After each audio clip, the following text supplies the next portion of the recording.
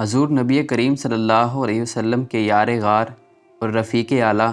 حضرت ابوبکر صدیق رضی اللہ تعالیٰ عنہ نے وصال سے قبل وصیت فرمائی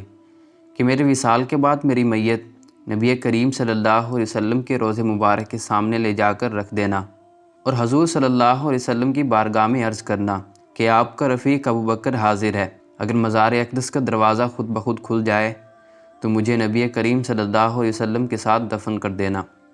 اور اگر دروازہ نہ کھلے تو پھر مجھے جنت البقیع میں عام مسلمانوں کے ساتھ ہی دفن کر دینا۔ جب حضرت ابوبکر صدیق رضی اللہ تعالیٰ عنہ کا وصال ہو گیا تو آپ کی وصیت کے مطابق غسل و کفن دینے اور نماز جنازہ ادا کرنے کے بعد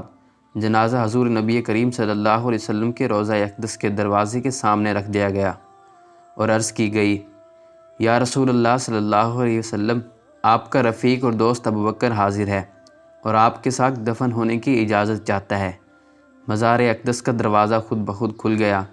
اور اندر سے آواز آئی، اے لوگوں، دوست کو دوست کے ساتھ ملا دو، بے شک دوست اپنے دوست سے ملاقات کا مشتاق ہے۔